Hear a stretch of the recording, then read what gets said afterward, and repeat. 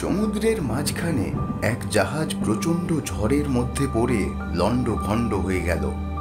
সেই জাহাজের বেঁচে যাওয়া এক যাত্রী ভাসতে ভাসতে এক নির্জন দ্বীপে এসে পৌঁছালো। জ্ঞান ফেরার পর প্রথমেই সে ঈশ্বরের কাছে প্রাণ খুলে ধন্যবাদ জানালো তার জীবন বাঁচানোর জন্য। এরপর প্রতিদিন সে দ্বীপের তীরে এসে বসে থাকত, যদি কোনো জাহাজ সেদিকে আসে এই আশায়। কিন্তু প্রতিদিনই তাকে হতাশ হয়ে ফিরে আসতে হতো। এরই মধ্যে সে সমুদ্র তীরে তার জন্য একটা ছোট ঘর তৈরি করে ফেলল। সমুদ্রের মাছ ধরে এবং বন থেকে ফলমূল খেয়ে সে দিব্যি বেঁচে থাকল। এরই মধ্যে সে একদিন খাবারের খোঁজে বনের মধ্যে গেল। বন থেকে সে যখন ফিরে এলো তখন দেখল যে তার রান্না করার চুলো থেকে আগুন লেগে পুরো ঘরটি ছাই হয়ে গিয়েছে এবং তার কালো ধোঁয়ায় আকাশ ভরে গিয়েছে।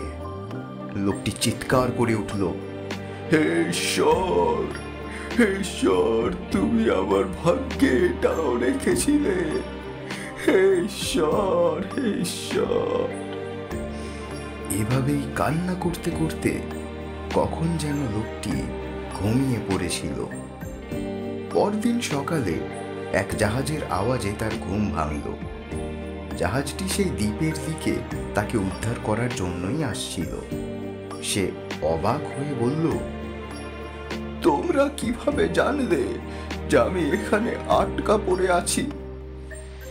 জাহাজের ক্যাপ্টেন জানালো, তা তো তোমারই জ্বালানো ধোঁয়ার সংকেত দেখে। আমাদের আজকের গল্পের শিক্ষণীয় বিষয় হলো, আমাদের জীবন নিয়ে কখনোই হতাশাবাদী হওয়া উচিত নয়, বরং সর্বদা আশাবাদী থাকা উচিত। ঈশ্বর আমাদের জীবনে এমন বহু ছোটখাটো সমস্যার আবির্ভাব ঘটিয়ে থাকেন, যেগুলোর দ্বারা উনি আমাদের আসন্ন কোনো বড় বিপদ থেকে উদ্ধার করার পথ বাতলে দেন, যেটা আপাত দৃষ্টিতে সেই মুহূর্তে আমরা না বুঝতে পারলেও খানিক পরে হলেও বা ঠিক কিছু সময় পরে আমরা তা উপলব্ধি করতে পারি। সুতরাং আমাদের জীবনে ছোটোখাটো মুশকিল, ঝঞ্ঝাট এসব নিয়ে বেশি উদ্বিগ্ন, চিন্তিত, হতাশাবাদী না হয়ে আমাদের ঈশ্বরের কাছে সদা কৃতজ্ঞ থাকা উচিত এবং তার নির্ধারিত সিদ্ধান্তের উপরে ভরসা রেখে জীবনে এগিয়ে যাওয়া উচিত।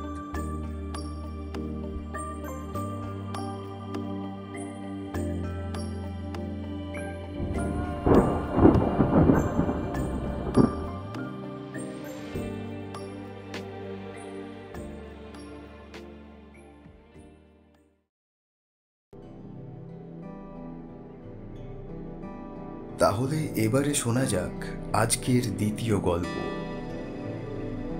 অনেক বড় এক কোম্পানি হঠাৎ করে ব্যবসায় লোকসান করে বসল। এক দুপুরে সেই কোম্পানির কর্মচারীরা বাইরের ক্যান্টিনে লাঞ্চ করে ফেরার সময় অফিসের প্রবেশ মুখে একটি নোটিশ দেখতে পেল। নোটিশে লেখা ছিল, আমাদের কোম্পানির লোকসানের জন্য যে ব্যক্তিটি দায়ী সে গতকাল মারা গেছে। সেমিনার রুমে একটি কফিনে তার লাশ রাখা হয়েছে, যে কেউ তা দেখতে চাইলে আমন্ত্রিত। একজন সহকর্মীর মৃত্যুর খবর শুনে প্রথমে লোকেরা দুঃখ পেল, কিন্তু এর পরেই তারা কৌতূহলী হয়ে উঠল এই ভেবে যে আসলে কে হতে পারে সেই ব্যক্তি।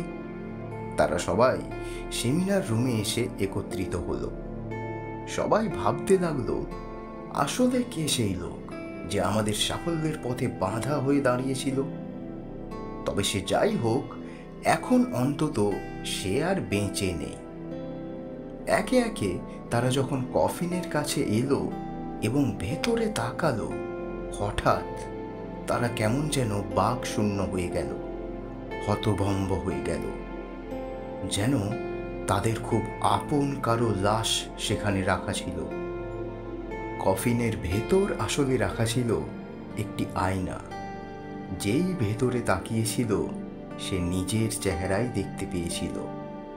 আয়নার একপাশে একটি কাগজে লেখা ছিল, তোমার সাফল্যের পথে বাধা দিতে সক্ষম শুধুমাত্র একজনই আছে গোটা পৃথিবীতে, আর সেটা হচ্ছ তুমি নিজে।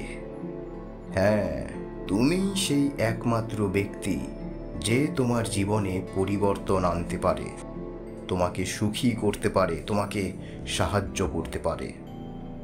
তোমার জীবন তখন বদলে যায় না যখন তোমার অভিভাবক বদলায়, বা তোমার বন্ধুরা বদলায়, বা তোমার অফিসের বস বদলায়।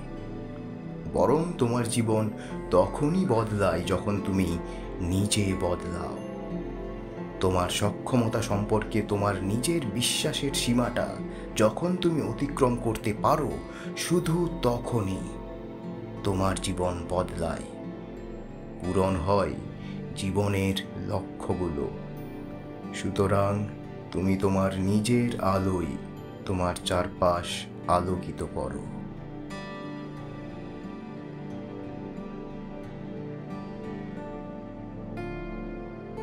এতক্ষণ আপনারা শুনলেন আমাদের চ্যানেলের বিশেষ নিবেদন গল্প থেকে জ্ঞানের এপিসোড 1। আজকের গল্প পাঠে ও সমগ্র পরিচালনায় আমি কবির। গল্পের পোস্টার ডিজাইন করেছেন ডক্টর বেনেভোলেন্ট আর্টওয়ার্কস অফ শাহিল জিশান। গল্পটি ভালো লেগে থাকলে আপনারা নিশ্চয়ই লাইক করবেন ও আপনাদের মতামত কমেন্টে জানাবেন। গল্পটি আপনাদের প্রিয়জনদের সাথে ও বন্ধুবান্ধবদের সঙ্গে নিশ্চয়ই শেয়ার করবেন।